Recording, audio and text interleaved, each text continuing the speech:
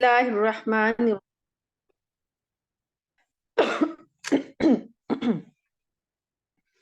رب اشرح لي صدري ويسر لي امري واحلل عقدة من لساني يفقهوا قولي اللهم ارنا الحق حقا وارزقنا اتباعه وارنا الباطل باطلا وارزقنا اجتنابه اما بعد فاعوذ بالله من الشيطان الرجيم بسم اللہ الرحمن الرحیم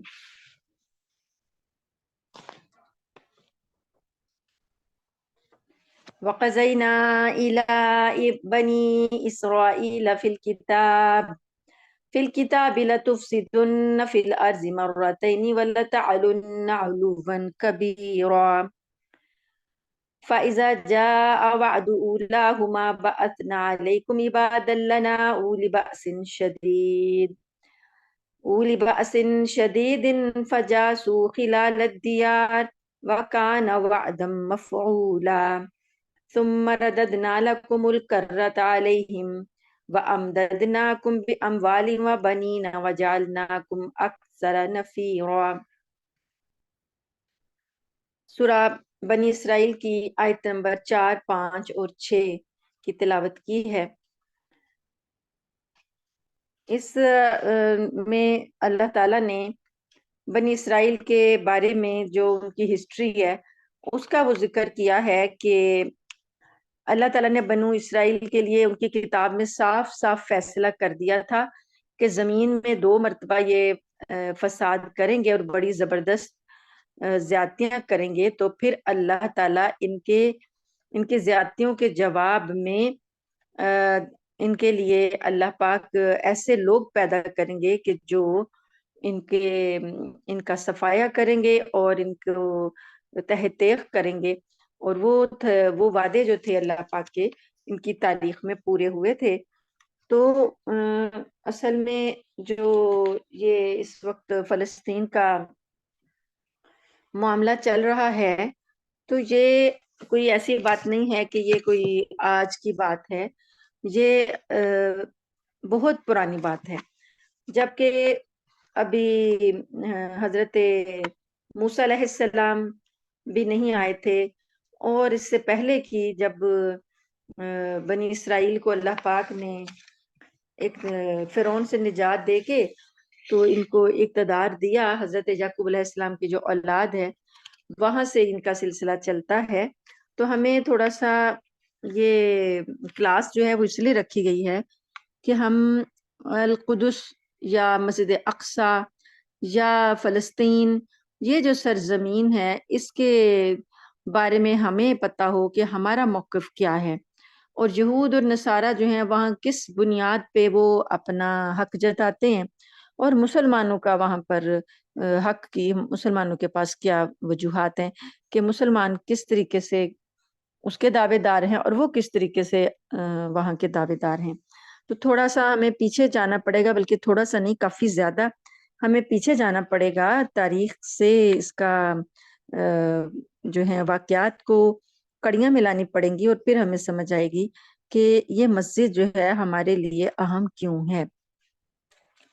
تو باجی نے کچھ دنوں سے اس کی تاریخ بتانی شروع کی ہوئی تھی، تو اب یہ ہے کہ کچھ ذرا مصروفیات ان کی بہت زیادہ بڑھ گئی ہیں، تو انہوں نے یہ میرے ذمہ کام لگایا ہے۔ تو میں کوشش کرتی ہوں کہ آسان زبان میں ہیں تو بہت زیادہ ڈیٹیل میں باتیں، لیکن آسان زبان میں ان شارٹ کر کے تھوڑا سا سمجھانے کی کوشش کروں گی کہ بات سمجھ میں آ جائے کہ اصل جھگڑا کیا ہے۔ تو مسجد اقصی جو ہے وہ ہمارے لیے کیوں اہم ہے۔ اقصی کے حرمت پہ کٹنا پڑے گا، دعاؤں سے آگے نکلنا پڑے گا۔ آج تک ہم جو کر رہے ہیں 70-80 سالوں سے دعائیں مانگ رہے ہیں، دعائیں مانگ رہے ہیں، دعائیں مانگ رہے ہیں، تو اب جو ہے وقت جو ہے وہ وقت جہاد ہے، تو اس کی حرمت پہ کٹنا پڑے گا، دعاؤں سے آگے نکلنا پڑے گا۔ تو مسجد اقصی جو ہے وہ مسلمانوں کی عزت کی علامت اور فتح اور سرخروئی کا نشان ہے۔ تو یہودیوں کا جو حالیہ سفاکانہ حملہ ہے اس میں انہوں نے فلسطین میں مسجد اقصی پر ابھی ان کا بس نہیں چل رہا، تو انہوں نے فلسطین کا جو شہر غزہ ہے وہاں پہ انہوں نے مسلمانوں کی خون کی ندیاں بہا دی ہیں، اور سارا عالم اسلام جو ہے مسلمان، حکمران تو نہیں، مسلمان عوام جو ہیں وہ خون کے آنسو رونے پر مجبور ہیں، جبکہ حکمران جو ہیں وہ تو گہری نیند سو رہے ہیں، ایسے کہ جیسے انہوں نے کوئی نشہ کیا ہوا ہو، یا ایسے کہ جیسے کہ وہ ان کا وجود ہے ہی نہیں، اس طریقے کا ان کا رویہ ہے۔ تو بہرحال تو آج سے پہلے، یعنی یہ پہلی مرتبہ انہوں نے ایسا نہیں کیا، اس سے پہلے انہیں مسجد اقصی کو 2 مرتبہ یہ شہید کر چکے ہیں۔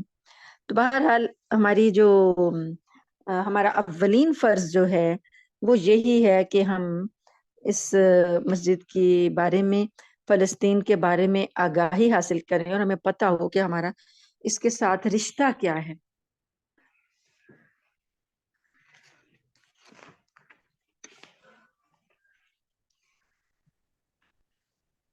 تاریخ کا جائزہ لیں تو القدس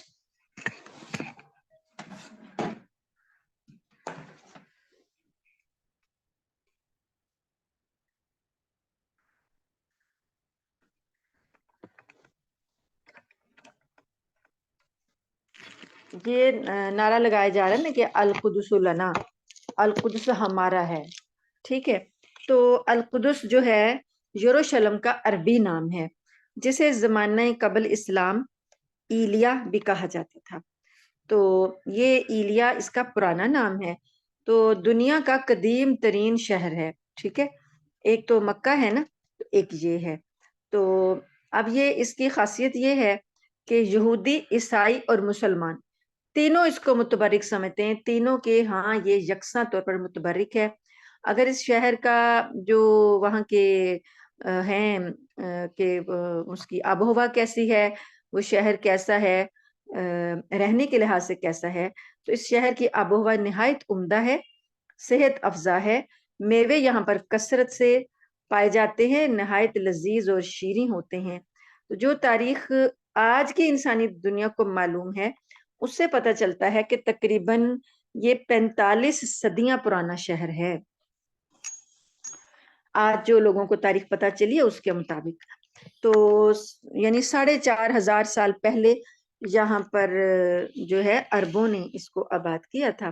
اس کے بعد جب حضرت عیسیٰ ابھی پیدا نہیں ہوئے تھے، تو اس سے پہلے یہاں پر انہوں نے عربوں کی ایک شاخ تھی کنانی شاخ نے ان کو آباد کیا، اور 2500 سال پہلے حضرت عیسیٰ کی پیدائش سے یہاں پر انہوں نے اپنی بستیاں بسائیں، قلعے تعمیر کیے، اور پھر جب 1049 یعنی 1500 تقریباً سال پہلے عیسیٰ علیہ السلام کی پیدائش سے، تو یہاں پر پھر حضرت داؤد علیہ السلام نے اس شہر کو فتح کیا تھا۔ اور وہ جو یہ داؤد علیہ السلام کی جو فتح تھی، اس سے پہلے جو میں نے بھی آپ کے سامنے آیات پڑھی نا سورہ بنی اسرائیل کی، تو اس سے پہلے اس شہر کو بخت نصر نے، جو اس کو ایران کا بادشاہ تھا، اس نے ان کو بہت زیادہ تباہ و برباد کر کے بنی اسرائیل کو قیدی بنا لیا تھا، اور ان کی مسجد کو، ان کے شہر کو ساروں کو گرا کے تباہیاں پھیلا کے تو وہ چلا گیا تھا۔ اس کے بعد وہاں پر پھر جب حضرت داؤد علیہ السلام کا زمانہ آیا، تو ان سے پہلے ایک پیغمبر تھے حضرت سموئیل علیہ السلام۔ حضرت سموئیل علیہ السلام کے زمانے میں تو انہوں نے بنی اسرائیلیوں نے کہا ان سے کہ آپ ہمارے لیے کوئی بادشاہ بنائیں۔ دوسرے بادشاہ آتے ہیں اور ہمارے شہر کو برباد کر کے چلے جاتے ہیں، تو آپ ہمارے لیے کوئی بادشاہ بنائیں تاکہ ہم بھی لڑیں، اور لڑنے کے بعد ہم اپنا شہر آزاد کروائیں۔ انہوں نے جو قرآن پاک کے جو پہلے پارے میں سورہ بقرہ میں آتا ہے، انہوں نے اللہ تعالیٰ کے حکم سے ان کو بتایا کہ نہ، اللہ تعالیٰ نے طالوت کو تم پر بادشاہ مقرر کیا ہے۔ تو بنی اسرائیلی جو تھے نا، یہ ان کے ماننے میں ذرا شک کر رہے تھے کہ وہ تو غریب ہیں، ان کے پاس تو دولت نہیں، یہ وہ تو قرآن پاک میں یہ سورہ بقرہ میں سارا واقعہ آیا ہے کہ بہرحال پھر کس طریقے سے انہیں نشانی آئی، اللہ پاک نے نشانی بھیجی کہ جو بادشاہ ان کی تورات کے نسخے اور ہیکل حضرت موسیٰ علیہ السلام کا کہ کچھ یادگاریں تھیں، ان کا عصا تھا اور ان کے منو سلوا کے کچھ نمونے تھے، انہوں نے ایک صندوق میں بند کر کے رکھے ہوئے تھے۔ تو وہ صندوق جو تھا وہ بادشاہ لے گیا تھا، بخت نصر جو تھا۔ تو پھر اللہ پاک نے یہ نشانی بتائی کہ طالوت علیہ السلام کے دروازے کے سامنے وہ نا صندوق ایک گاڑی میں آ رہا ہوگا اور فرشتے اسے چلا رہے ہوں گے، اور بغیر اس کے نا یعنی نظر نہیں آ رہا ہوگا کہ گاڑی کیسے چل رہی ہے، تو فرشتے اسے چلا رہے ہوں گے۔ تو جب وہ ان کو ملا، طالوت علیہ السلام کے دروازے کے آگے رکا، تو انہوں نے یقین کر لیا کہ واقعی یہ ہمارے بادشاہ ہیں۔ اس کے بعد انہوں نے پھر جہاد کیا، اور اس جہاد میں حضرت داؤد علیہ السلام 9 عمر لڑکے تھے اور وہ شریک ہوئے تھے، اور انہوں نے ان کے اپنے مخالف بادشاہ جالوت کو قتل کیا تھا۔ تو اس کے بعد پھر جب حضرت داؤد علیہ السلام بادشاہ بن گئے تو نبوت بھی ان کو اللہ تعالیٰ نے دی اور بادشاہت بھی تھی۔ تو یہ پہلے بنی اسرائیلی پیغمبر ہیں جن کے ذات میں اللہ تعالیٰ نے نبوت اور بادشاہت دونوں جمع کر دی۔ پھر حضرت داؤد علیہ السلام کے بعد جب آپ نے یہ سارا شہر فتح کر لیا تو اس کے بعد وہ مسجد بنانا چاہتے تھے وہاں پر۔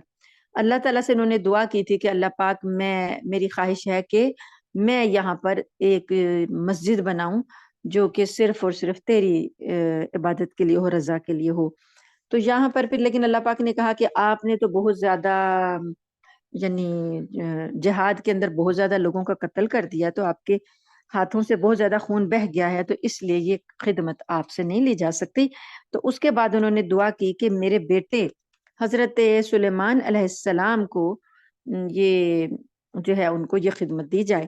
پھر حضرت سلیمان علیہ السلام کا زمانہ آیا تو انہوں نے یہ مسجد بنوائی جنوں سے۔ تو یہ اس کا واقعہ آتا ہے سورہ نمل میں بھی کہ جن جو تھے وہ تعمیر کر رہے تھے، اور اس تعمیر میں بہت زیادہ ہیوی کام کیا گیا ہے۔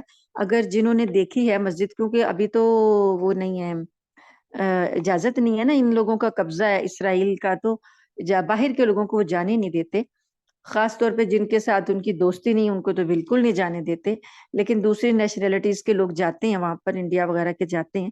جن لوگوں نے دیکھی ہے تو وہ دیکھتے ہیں کہ اس کی تعمیر جو ہے کہ حیرت انگیز عجوبہ ہے، جیسے کہتے ہیں نا دنیا کے 7 عجائبات ہیں، تو یہ 8واں عجوبہ ہے کہ اس کی تعمیر جو ہے ایسے شاندار طریقے سے کی گئی ہے، اور طرح طرح کی چیزیں ہیں، اونچا بھی ہے علاقہ، نیچا بھی ہے، اور بہت سی چیزیں ہیں۔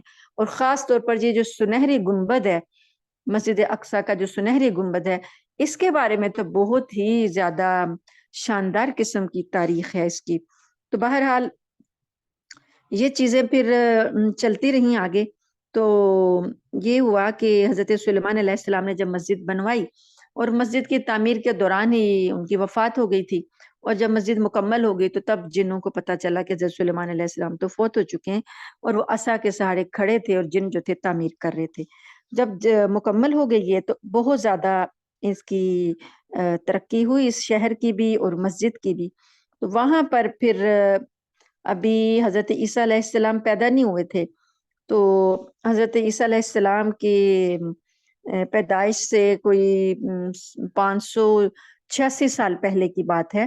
تو وہاں پر پھر دوبارہ سے یہ اہل فارس جو تھے، ایرانی لشکر جو تھے، انہوں نے یلغار کی اور ان کو یہودیوں کا قتل عام کیا، اور پھر جو باقی بچ گئے تھے تو وہ انہیں غلام بنا کر بابل لے گیا۔ یہ سلسلہ فارس والوں کا جو تھا نا، اقتدار جو تھا، یہ اس وقت چل رہا تھا۔ تو اس کے بعد ایک کچھ عرصہ اور گزرا، تو جب حضرت عیسیٰ علیہ السلام کی پیدائش سے ابھی کچھ 60-63 سال پہلے کی بات ہے، پھر یہاں پر رومی بادشاہ جو تھے وہ قابض ہو گئے تھے، اور رومیوں کا ایک بادشاہ تھا، اس نے پھر اس پر قبضہ کر کے تو اسے دوبارہ سے بسایا، اور اس نے اس دور میں اس شہر کا نام ایلیا رکھا۔ تو یہ ایلیا جو ہے اس کا پرانا نام ہے، تو عربی نام جو ہے وہ یروشلم ہے۔ ایلیا کے نام سے اس کو جانا جاتا تھا، اور عیسائیت کا دورہ تھا۔ پھر اس کے بعد دوبارہ سے حضرت عیسیٰ علیہ السلام کے وفات کے بعد، یعنی دنیا سے اٹھا لیے جانے کے بعد، اہل فارس، یعنی یہ دو سلطنتیں تھی نا، رومی اور فارس، روم اور فارس، ان کے درمیان چپکلش چلتی رہتی تھی. پھر فارس والے غالب آئے اور انہوں نے دوبارہ سے یہاں پر تباہی پھیلائی، گرجے اور عبادت خانے جو تھے لوٹے ویران کر دیے. اور یہ وہ والا زمانہ ہے 614 عیسوی کا. تو نبی کریم صلی اللہ علیہ وسلم کی پیدائش ہوئی ہے 571 عیسوی میں. تو 614 جب کہ نبی کریم صلی اللہ علیہ وآلہ وسلم مبعوث ہو چکے تھے، نبی بنائے جا چکے تھے، اور مکہ میں مسلمانوں کے ساتھ یہ ظلم و ستم کا ان کا جاری تھا، مکہ والوں کا. تو اس وقت پھر یہ ہوا کہ ایک دفعہ پھر یہ رومی جو تھے وہ غالب آئے تھے، اور یہ اس کو یعنی سوری رومی نہیں، ایران والے غالب آ گئے تھے رومیوں پر، اور دوبارہ سے یہاں پر قبضہ انہوں نے کر لیا تھا.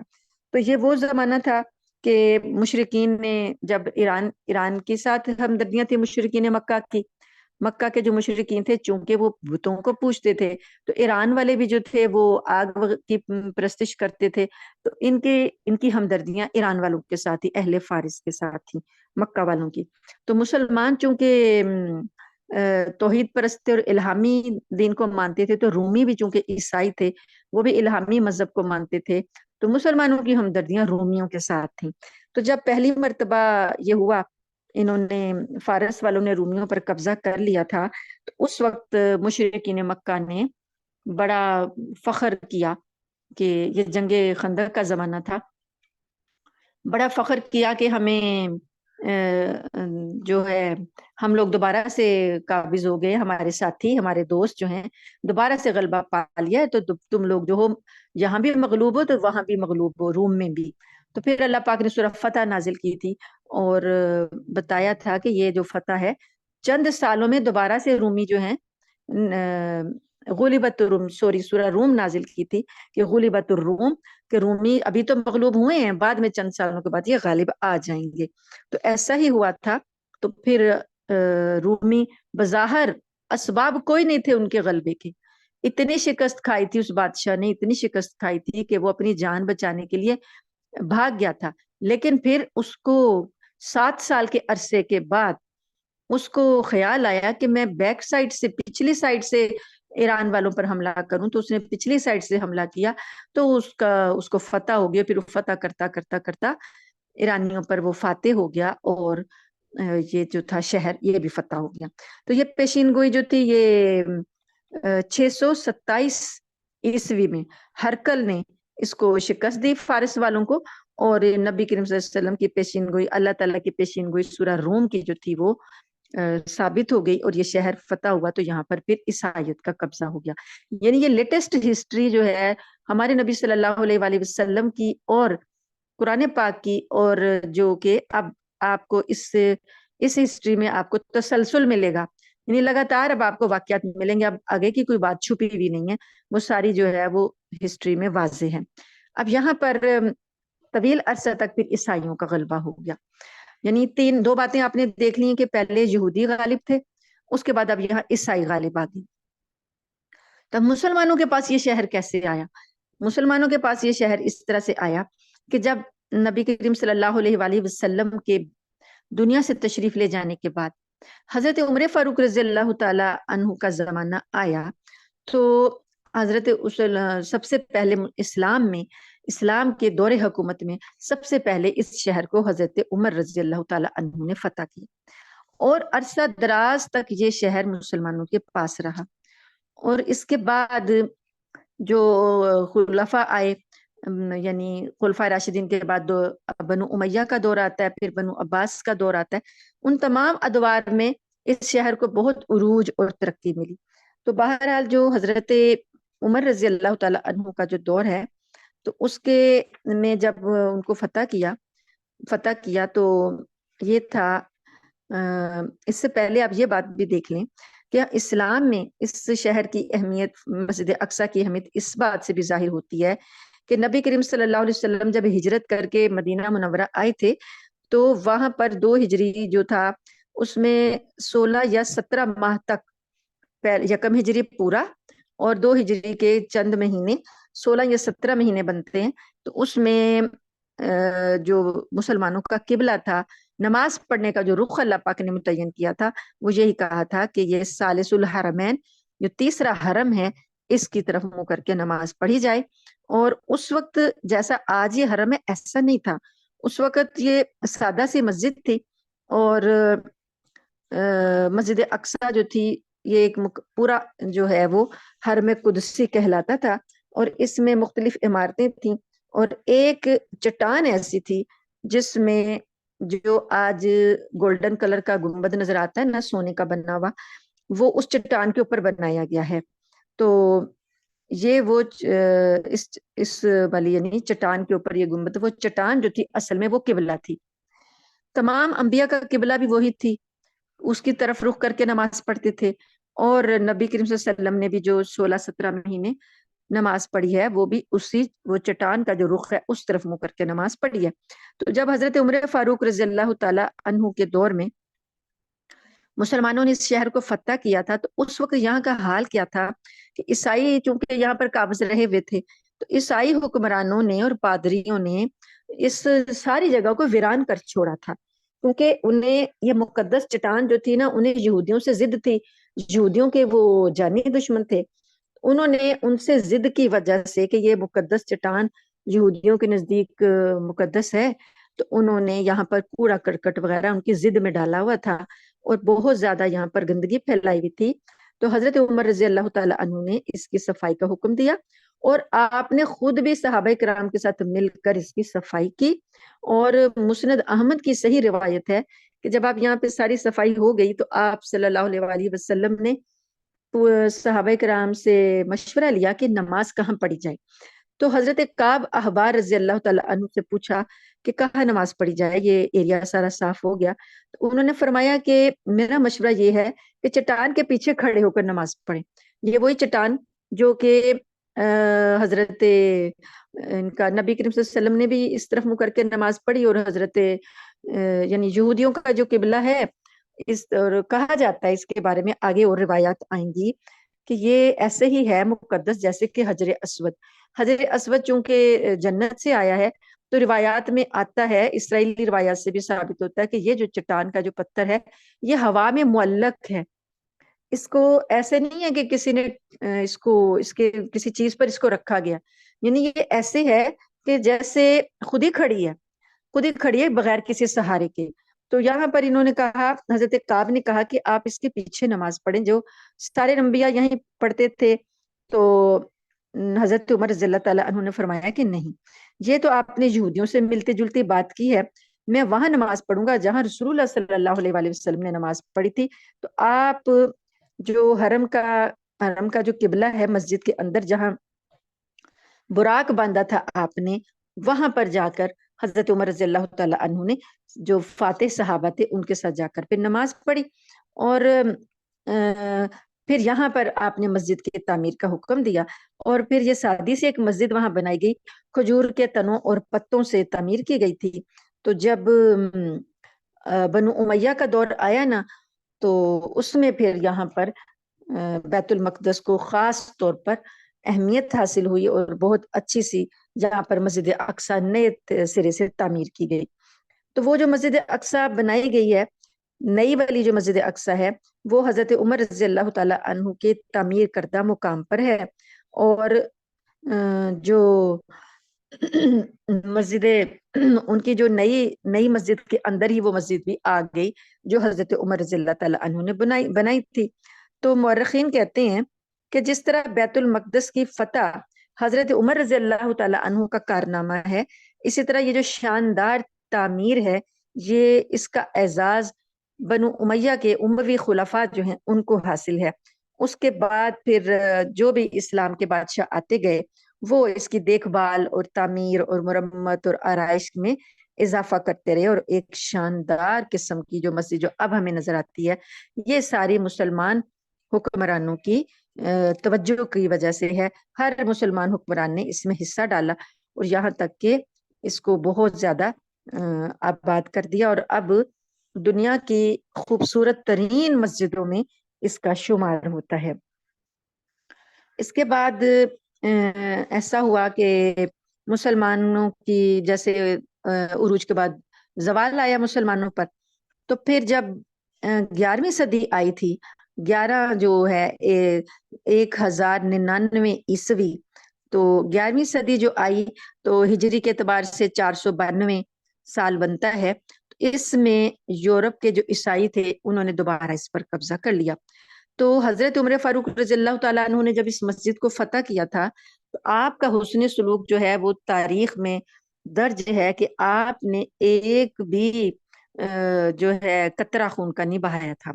تو آپ نے ان کو کہا، جو وہاں کے ان کے پادری وغیرہ تھے ان سے کہا کہ اگر وہ یہاں عبادت کرنا چاہیں تو وہ رہ سکتے ہیں، کیونکہ ان کا الگ حصہ تھا. تو اور دوسرا جو جانا چاہتے ہیں وہ چلے جائیں. تو زیادہ تر جو تھے لوگ وہاں سے چلے گئے. تو اب جب عیسائیوں نے دوبارہ اس پر قبضہ کیا تو انہوں نے ایسے مظالم ڈھائے کہ کم ظرفی اور جہالت کی انتہا کر دی، اور دشمنی کی یاد جو ہے وہ تازہ کر دی. پتہ چلا کہ ان کے اندر کتنا بغض ہے اور کتنے یہ دشمن ہیں مسلمانوں کی کثیر تعداد کو مسجد اقصی میں لا کر انہوں نے ذبح کیا. مسجد میں گھوڑوں کا استبل بنایا، اور وہ استبل جس کو استبل سلیمان کے نام سے پکارا جاتا تھا. آپ نے پڑھا ہے نا سورہ سبا میں، جہاں حضرت سلیمان علیہ السلام کا واقعہ آتا ہے کہ سلیمان علیہ السلام گھوڑوں کا معائنہ کر رہے تھے، تو پھر وہاں پر گھوڑے جہاد کے لیے وہ تیار کرواتے تھے اور رکھتے تھے. تو پھر جب انہوں نے گھوڑے ذبح کیے اللہ کی یاد کی وجہ سے، تو یہ سب چیزیں وہ استبل سلیمان کے نام سے وہاں پہ جگہ تھی. انہوں نے وہاں پر مسجد کے اندر وہ جگہ تھی، وہاں پر انہوں نے اپنے گھوڑے باندھے، مسجد کا تقدس پامال کیا. اور 80 سال تک پھر یہ مسجد جو تھی صلیبی عیسائیوں کے قبضے میں رہی. 80 سال کے بعد پھر ایک فرزند اسلام سلطان صلاح الدین ایوبی رحمت اللہ علیہ نے اس کو 1187 میں دوبارہ فتح کیا، اور پھر مسجد اقصی کی دوبارہ سے تعمیر کی، اور یہاں پر مدرسے اور مکتب اور اوقاف وغیرہ کے سلسلے جو تھے وہ جاری کیے. تو اس فتح کے سے پہلے، یعنی جب مسلمانوں کا عروج کا زمانہ تھا، تو اس مسجد کے جو یہاں پر حضرت عمر رضی اللہ تعالی عنہ نے بنائی، اس مسجد کے کا یعنی جو مقام ہے آباد جو کس نے کی، تو یہ اس مسجد کو صحابہ کرام نے آباد کیا. ہم جو دعویٰ کرتے ہیں کہ یہ مسجد ہماری ہے، تو ہمارے دعوے کے جو ثبوت ہیں، ایک تو یہ ہے کہ نبی کریم صلی اللہ علیہ وآلہ وسلم سے کو اللہ پاک نے یہاں امام بنایا. یہاں آپ کی امامت جو ہے وہ اس بات کا ثبوت ہے کہ اب یہ مسجد جو ہے امام محمد صلی اللہ علیہ وآلہ وسلم کی، ممبر آپ صلی اللہ علیہ وسلم کے سپرد کر دیا گیا ہے، امامت آپ کو دے دی گئی ہے. تو اب یہ مسجد جو ہے مسلمانوں کی ہے. اس کے بعد حضرت عمر رضی اللہ تعالی عنہ نے اس کو جب فتح کر لیا تو یہاں پر اسلامی حکومت کا ساری جو اسلامی حکومت تھی اس کے انڈر یہ علاقہ آ گیا. تو وہاں پر پھر سیدھی سی بات ہے کہ مسلمانوں کے پاس آ گئی تو مسلمانوں کی ہو گئی.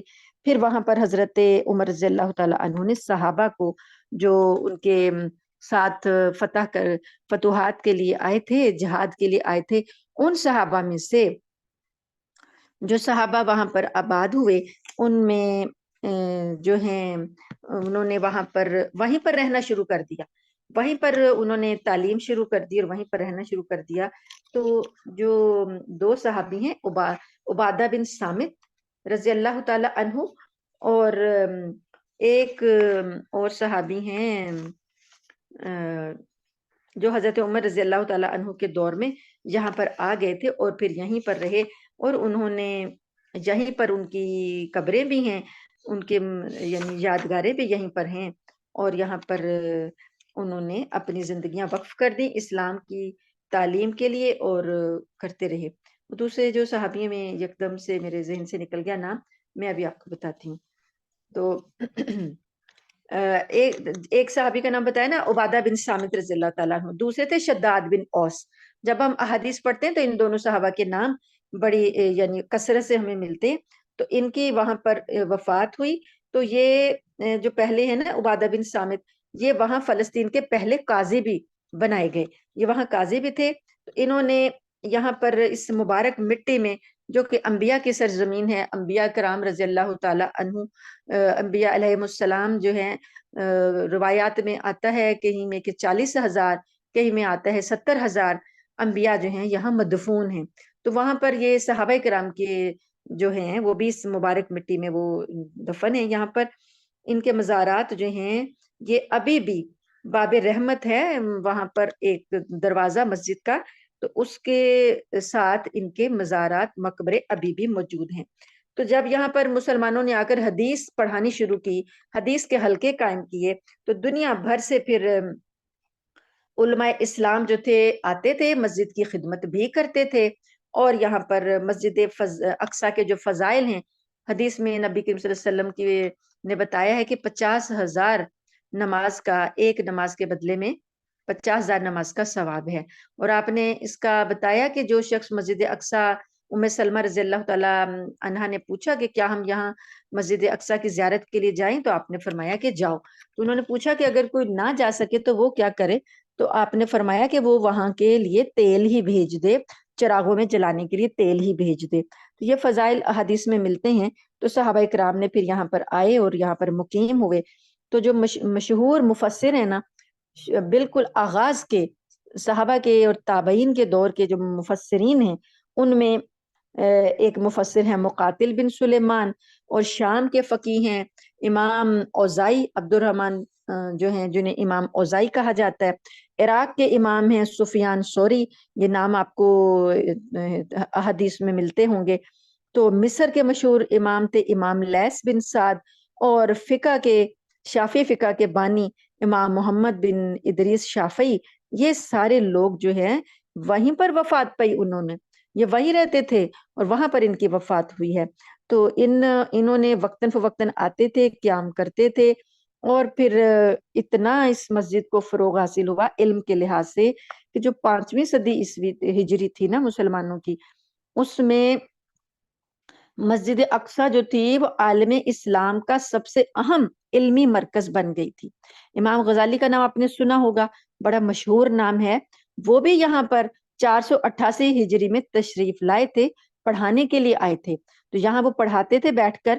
تو جس کمرے میں وہ ٹھہرے تھے اس کمرے کو ناصیہ پہلے کہا جاتا تھا، لیکن بعد میں امام غزالی کی وجہ سے اس غزالیہ کے نام سے وہ کمرہ مشہور ہو گیا. تو امام غزالی خود اپنی کتاب میں لکھتے ہیں کہ ان کی جو حرم کی جو حدود تھیں، مسجد کی جو حدود تھیں، اس میں تقریباً 360 مدرسے قائم تھے. تو اب جب چھٹی صدی ہجری آئی، تو وہاں پر پھر جب دوبارہ سے مسلمانوں کا زوال شروع ہوا تو انہوں نے قبضہ کر لیا عیسائیوں نے دوبارہ. اور پھر 80 سال تک یہ صلیبیوں کے قبضے میں رہا. پھر 80 سال کے بعد پھر سلطان صلاح الدین ایوبی نے اسے فتح کیا دوبارہ سے. تو پھر عبادت اور تعلیم کا سلسلہ پھر شروع کیا. اب دوبارہ سے اس کے بعد پھر مسلمانوں کو زوال آیا تو یہ دوبارہ سے ان کے قبضے میں چلی گئی. 2 مرتبہ اس کو انہوں نے شہید کرنے کی کوشش کی ہے عیسائیوں نے.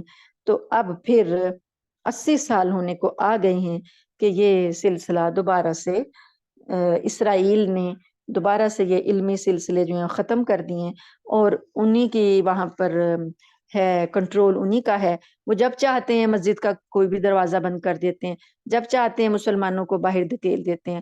اگرچہ کہ اذان ہوتی ہے، نماز ہوتی ہے، لیکن مسلمانوں کا داخلہ وہ جب چاہتے ہیں بند کر دیتے ہیں.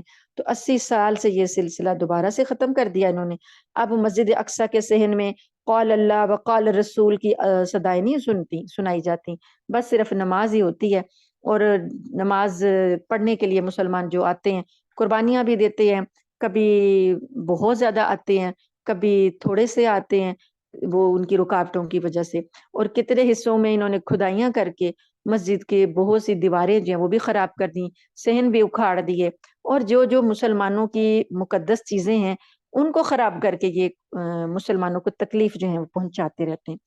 تو یہ ہے اس کا یعنی ان شارٹ تھوڑا سا جائزہ کہ مسجد جو ہے اس کی ہسٹری جو ہے وہ کیا تھی. تو اب یہاں پر ہمارا جو ورثہ ہے وہ اس حساب سے ہے کہ چونکہ اللہ تعالیٰ نے امت مسلمہ کو یہ دیا ہے، عہدہ دیا ہے کہ وہ بہترین امت ہے، کنتم خیر امتن، اور انہیں انبیاء کی وارث بنایا.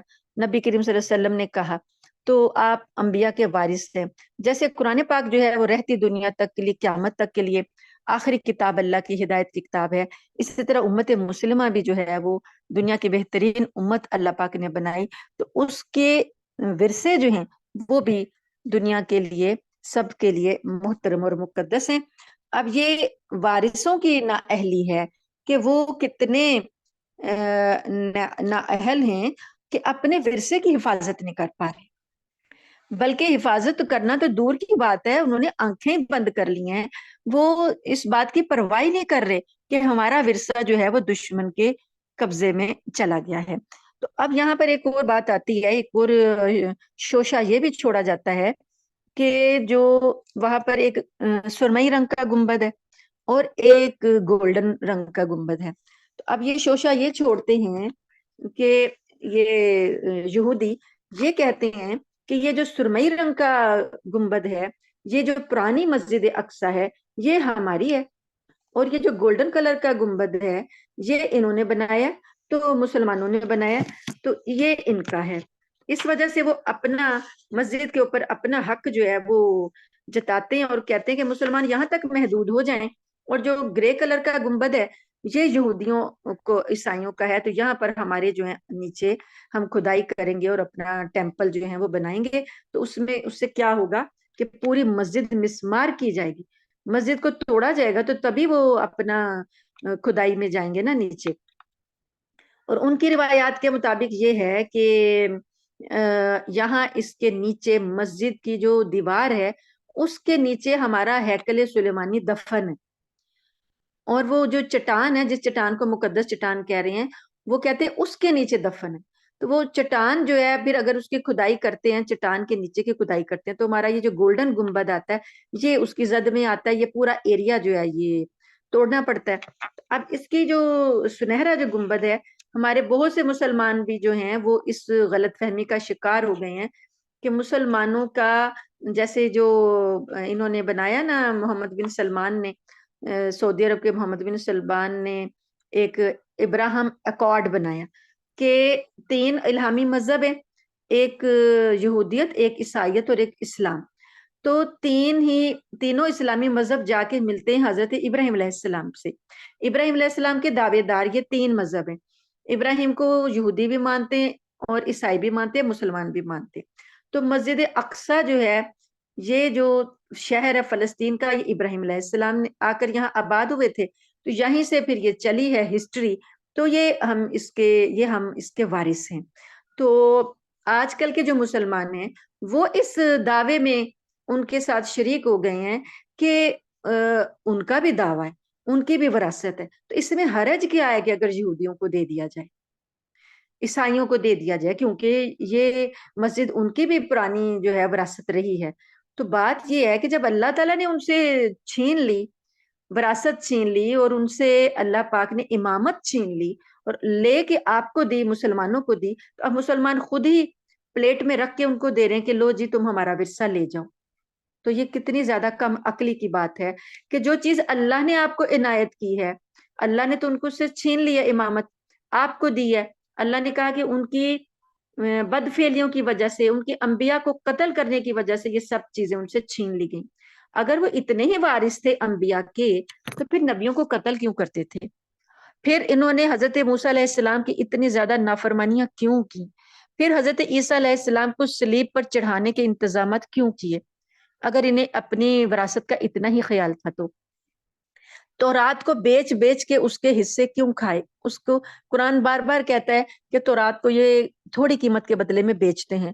اگر انہیں اپنی تورات سے اتنی ہی محبت تھی تو پھر یہ تورات کو بیچ کے اپنے اس کے پیسے کیوں کھاتے تھے؟ تو یہ ساری چیزیں ان کے جھوٹے دعوے، بالکل جھوٹے دعوے ہیں، اور صرف یہ مسلمانوں سے دشمنی کی بنیاد پر یہ کام کر رہے ہیں. تو ابھی یہ جو سنہرا گنبد ہے، اگر یہ وہ چٹان اس چٹان کے اوپر بنایا گیا، جو چٹان آپ کو بتایا نا مقدس چٹان ہے، تو اس کے اوپر یہ گنبد بنایا گیا. اگر یہ چٹان کی کھدائی کرتے ہیں اور اس کے نیچے سے اپنا ہیکل نکالنا چاہتے ہیں تو اس کا مطلب ہے یہ سارا گنبد گرایا جائے گا, یہ مسجد گرائی جائے گی جس کے پیچھے یہ لگے ہوئے ہیں. اور مسلمان حکمران جو ہیں وہ سمجھ رہے ہیں تو پھر کیا ہوا, ان کا بھی یہاں پر وراثت ہے, تو ان کے بھی انبیاء کی سرزمین ہے, تو اگر وہ لیتے ہیں تو اس میں کیا حرج ہے. یہ مسلمان حکمرانوں کی خاموشی جو ہے اس وجہ سے کہ وہ بیچ کے انہوں نے بھی جو ہے نا اپنی زمینوں کو ان کے آگے بیچ دیا ہے. تو یہ بات یہیں پر ختم نہیں ہوگی.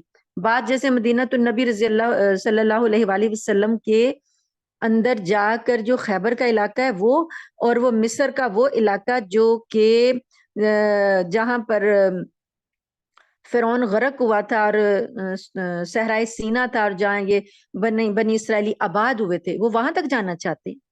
وہ کہتے ہیں یہ سارے ایریاز ہمارے ہیں, ہمارے بڑوں کے ہیں, اور اپنے بڑوں کی اب انہیں بڑی یاد ستا رہی ہے. اس سے پہلے تو انہیں اپنے بڑوں کی یاد نہیں آئی, اب یہ صرف اور صرف فتنہ اور فساد پھیلانے کے لیے, اور انہیں اب ان کے جو ایک تحریک ہے, اس تحریک جس کو جو صہیونیت اردو میں کہتے ہیں, اور یہ جو ہے زائنوزم جو ہے, زائنسٹ جو یہودی ہیں, انہوں نے مذہب کا تڑکا لگا کے یہاں پر ان لوگوں کو آباد کیا, اور انہوں نے اپنی پرانی کتابیں کھنگالی, اور اسلام کی جو نبی کریم صلی اللہ علیہ وسلم کی احادیث ہیں, جو قرب قیامت کے زمانے کی احادیث ہیں کہ دجال نے آنا ہے, وہ احادیث انہوں نے پڑھی, اور ان کا اتنا ایمان ہے اس پر کہ یہ کہتے ہیں کہ وہ جو مسیح دجال آنا ہے, عیسائی بھی انتظار کر رہے ہیں, یہودی بھی انتظار کر رہے ہیں, اور مسلمان بھی انتظار کر رہے ہیں. تو مسلمانوں کا تو مسیحا حضرت عیسیٰ علیہ السلام ہے, لیکن ان کا مسیحا وہ دجال ہے.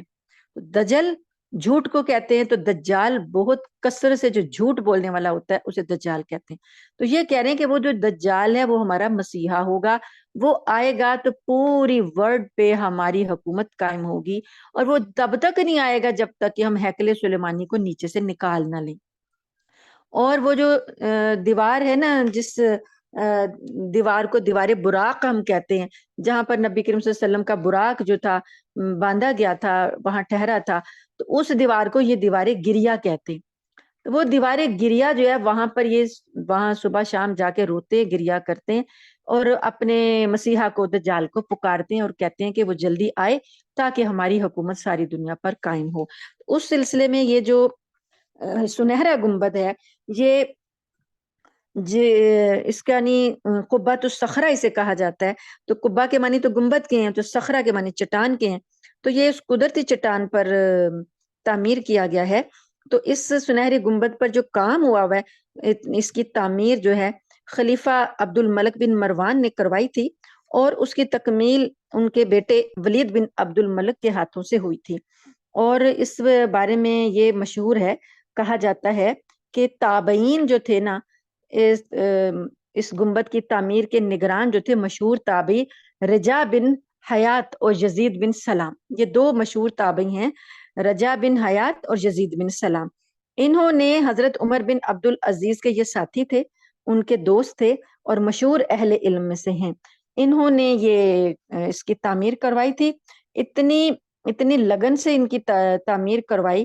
اور کہا جاتا ہے کہ اس وقت 7 سال کا جو مصر کا خراج تھا نا, مصر کی سرزمین سے جو خراج آتا تھا, آمدنی آتی تھی, 7 سال کی آمدنی جو تھی اس کی تعمیر پر خرچ کی گئی تھی. تو جب یہ اس کی تعمیر ہو رہی تھی, تو جب تعمیر مکمل ہو گئی تو ان تابعین نے خلیفہ وقت کو اطلاع دی کہ 1 لاکھ دینار بچ گئے ہیں, تعمیر مکمل ہو گئی ہے. تو انہوں نے خلیفہ نے کہا کہ آپ نے اتنی ایمانداری کے ساتھ تعمیر کی اور اتنی محنت کی ہے, تو اب یہ آپ کا حق ہے, یہ آپ کا انعام ہے, آپ یہ رکھ لیں, 1 لاکھ سونے کے سکے. تو انہوں نے لکھا کہ ہمیں تو اس اعزاز اور نعمت کا شکرانہ ادا کرنا چاہیے کہ اللہ نے ہمیں یہ اعزاز بخشا ہے کہ ہم نے یہ مسجد تعمیر کی, تو ہمیں تو اس شکرانے کے بدلے میں اپنی بیویوں کا زیور بھی اس عمارت میں لگانا چاہیے کہ اتنی مقدس عمارت کی تعمیر کا کام اللہ تعالیٰ نے ہم سے لیا, نہ یہ کہ ہم اس کے بدلے میں کچھ لے لیں. اس لیے انہوں نے کہا کہ ہم تو اس کے بدلے میں کچھ نہیں لیں گے. تو پھر خلیفہ نے کہا کہ پھر ٹھیک ہے, یہ سونا پگھلائیں, 1000 سونے کے سکے پگھلا لیں, اور یہ جو گنبد ہے نا یہ سونے کا بنا دیں, اسی پر ہی خرچ کر دیں. تو پھر انہوں نے یہ سونا پگھلا کر یہ گولڈن گنبد جو ہے یہ سارا اس کے اوپر جو ہے تلہ کاری کر دی، اور اس گنبد پر آج جو چمک اور خوبصورتی ہے یہ اس وقت کے مسلمانوں کے خون پسینے کی کمائی کے علاوہ جلیل القدر تابعین جو ہیں، رجا بن حیات اور یزید بن سلام، حضرت عمر بن عبد العزیز کے ساتھی، یہ ان کے محنت اور محبت اور خلوص کا جو ہے نا چمک جو آج بھی وہاں پر نظر آتی ہے۔ تو اتنی شاندار قسم کی وراثت ہماری ہے جس کے ہم وارث اللہ نے ہمیں بنایا، تو ہم لوگوں نے اس سے منہ موڑا ہوا ہے، اور ہمارے خیال میں یہ ہے کہ یہ ایک متنازع حیثیت ہے، اور اس متنازع حیثیت سے میں یہاں تو جھگڑے چلتے ہی رہتے ہیں۔ عرب بھی یہی کہہ رہے ہیں کہ یہ تو متنازع، یہ تو شروع سے ہی متنازع رہا ہے، تو اب ہم کیوں اس پر اتنی توجہ دیں؟ اور اگر وہ توجہ دیتے ہیں تو ان کا ابراہیم اکارڈ جو ہے اسرائیل کے ساتھ جو وہ معاہدے کیے ہیں ان پر زد پڑتی ہے، اس وجہ سے وہ خاموش بیٹھے تماشا دیکھ رہے ہیں۔ اور ان کی یہ کسی ایک شیخ کا کوئی خط تھا جو اس نے لکھا، اور میں نے پڑھا، مجھے بھول گیا کہ میں نے کہاں پڑھا، اس میں اس شیخ نے نیتن یاہو کو خط لکھا ہوا تھا، عربی شیخ نے، کہ فلسطینیوں کا اتنا خون بہاؤ، اتنا خون بہاؤ کہ ان کا ایک بچہ بھی جو ہے وہ زندہ نہ رہے۔ کیوں؟ کہ یہ جہادی لوگ ہیں، یہ جہاد کریں گے تو ان کے جہاد کی زد ہم پر پڑے گی۔ ہم تو یہاں پر مالز بنانا چاہتے ہیں، ہم تو یہاں پر شہر نیوم جو ہے نیوم سٹی بنانا چاہتے ہیں، ہم تو اسرائیل کی اور دبئی کی طرز پہ وہ جو ہے کیا ہے دبئی کا وہ جو ہے، یہ جو اب ذہن سے پھر نام نکل گیا، جو بنایا ہوا ہے انہوں نے بہت بڑا سا بلڈنگ، جو مال بنایا ہوا ہے بہت بڑا، تو یہ ساری اس کے طرز پہ اب یہ محمد بن سلمان بھی بنانا چاہ رہا ہے۔ دبئی جو ہے، یو اے ای جو ہے، وہ سیاحت کا مرکز بن گیا، وہ کہتا ہے کہ میں ان کو بڑی اس سے آمدنی حاصل ہوتی ہے، تو محمد بن سلمان یہ چاہتا ہے کہ میں بھی سعودی عرب کو سیاحت کا مرکز بنا دوں، سیاح یہاں پر آئیں اور بڑے بڑے مالز ہوں، بڑے بڑے شہر ہوں، دنیا جہان کے لوگ یہاں پر آئیں اور میری آمدنی میں بھی اضافہ ہو۔ اسلام سے، اپنی وراثت سے انہیں کوئی غرض نہیں ہے، اس وجہ سے یہ سب ہو رہا ہے۔ تو اللہ تعالیٰ سے ہم اس وقت دعائی کر سکتے ہیں کہ اللہ پاک ہمیں توفیق دے کہ ہم لوگوں کو آگاہی دیں، ہمیں پتہ تو ہو کہ اس پہ حق ہمارا ہے، یہ نہ ہم کہیں کہ ٹھیک ہے ان کا بھی حق ہے اور ان کا بھی حق ہے اور ان کا بھی حق ہے، ایسے نہیں۔ یہ وراثت اللہ نے ہمیں دی ہے اور ہمیں ہی اللہ اس کی حفاظت کرنی ہے، تو کم از کم حفاظت کے لیے ہم کیا کریں؟ جو بھی ہم کر سکتے ہیں، حکمرانوں سے تو لڑ نہیں سکتے، لیکن لوگوں میں آگاہی پھیلائیں گے تو ہمیں اس سے بھی بہت اللہ کے ہاں سرخرو ہو جائیں گے کہ اللہ پاک ہمیں کم از کم مجرموں کے صف میں کھڑا نہیں کریں گے۔ تو اللہ تعالیٰ سے دعا ہے کہ اللہ تعالیٰ ہمیں یہ خدمت کرنے کی توفیق عطا فرمائے۔ اب تقریباً یہ کوئی 25 رمضان المبارک تک یہ کلاس چلے گی، تو اس میں روزانہ تھوڑا تھوڑا تھوڑا تھوڑا یہ ہسٹری بتانے کے بعد یہ ایک آپ کو تعارف دیا جائے گا کہ تقریباً 7 دن بن جاتے ہیں یا 6 دن بنتے ہیں، ان 6 دنوں میں کچھ نہ کچھ آپ کو تعارف کروا دیا جائے کہ ہم مسجد اقصیٰ کے لیے کیوں رو رہے ہیں۔ تو اللہ تعالیٰ سے دعا ہے کہ اللہ تعالیٰ ہماری یہ خدمت قبول فرمائے، آمین ثم آمین، وآخر دعوانا ان الحمد للہ رب العالمین۔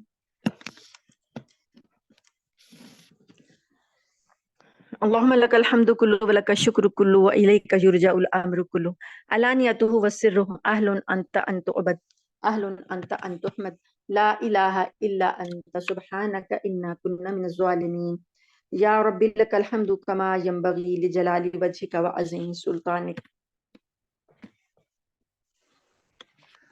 تو آج جمعے کا دن ہے اور جمعے میں قبولیت کی گھڑی اللہ کے فرمان کے مطابق آتی ہے، تو اس لیے زیادہ سے زیادہ جو ہیں مجاہدین کے لیے ہم دعا کر لیتے ہیں۔ اللہم اید الاسلام والمسلمین، اللہم انصر الاسلام والمسلمین، اللہم اعز الاسلام والمسلمین ودمر اعداء الدین ودمرهم تدمیرا، اللہم دمرهم وزلزلهم، اللہم اہزمهم وزلزلهم، اللہم علیک بالیہود، اللہم علیک بالیہود، اللہم اکفناہم بما شئت، اللہم انا نجعلک فی نحورہم ونعوذ بک من شرورہم، اللهم انصر المجاهدين في كل مكان. اللهم انصر إخواننا المجاهدين في فلسطين وفي غزة وفي سوريا. اللهم ثبت أقدامهم. اللهم سدد رميهم. اللهم كن معهم. اللهم كن لهم. اللهم تقبل شهداءهم. اللهم اشف مرضاهم. اللهم أطعمهم وألبسهم. اللهم استر عوراتهم وآمن روآتهم. اللهم أطعمهم من طعام أهل الجنة. اللهم تقبل شهداءهم. اللهم اشف مرضاهم. اللهم انصرهم نصرا عزيزا مقتدرا. اللهم انصرهم نصرا قريبا. ربنا تقبل منا إنك أنت السميع العليم وتب علينا إنك أنت التواب الرحيم. وصلى الله تعالى على خير خلقه وأصحابه أجمعين برحمتك يا أرحم الراحمين. سبحان ربك رب العزة عما يصفون وسلام على المرسلين والحمد لله رب العالمين. آمين ثم آمين. جزاكم الله خير. سبحانك اللهم وبحمدك نشهد أن لا إله إلا أنت نستغفرك ونتوب إليك.